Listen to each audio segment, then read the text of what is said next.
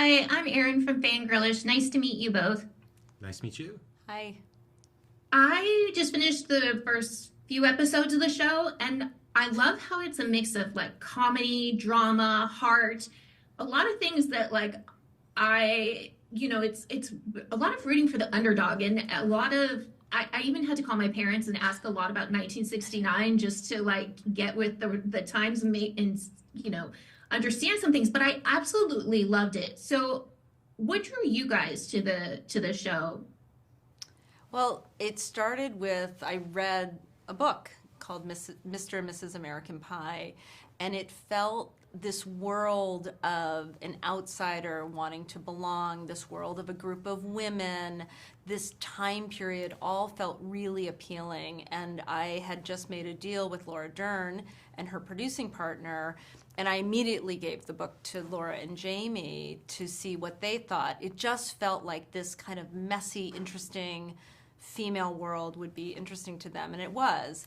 And but as you know, going from a book to a television series is there's an adaptation process, and you have to sort of figure out how this can be a multi-season show or material. And we were introduced to Abe by Tate Taylor, the director of our first couple episodes, and there's something magical that happens sometimes with development where Abe separately was dreaming and thinking about the world of 1969, Slim Aarons in Palm Beach. And so some of the changes, frankly, all of the changes, the inclusion of the feminist character that Laura Dern plays, was all out of the brain and brilliant mind of Abe. And so having the seedlings of the idea in the book and then seeing Abe really bring it to life was extraordinary. And it's beyond, sort of what we could have dreamed and imagined.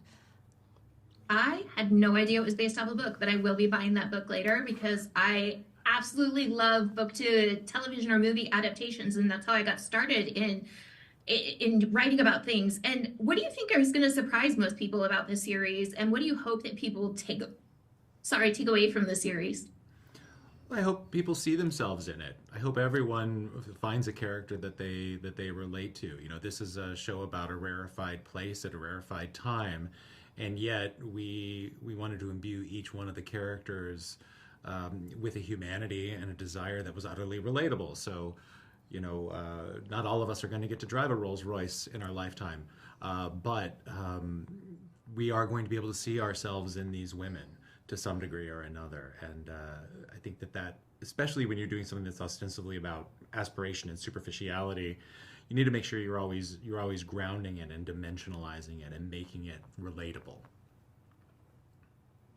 And I love that because honestly, I saw myself like I saw this as this underdog story, and I saw myself as being the consistent underdog, but like a fight that I could win in life. And I haven't even gotten through the whole series. I'm just going to be very honest with you, and Sure. but with each episode, I feel more and more like, hey, I can win. Like I can win, and it plants those seeds. And so, why do you think that underdog stories are so popular and something that people really do want to see? Like I'd love to see more of them. I think we all feel that way in our skin. I think every human being is in a battle with who they want to be in the world and their place in it, their identity.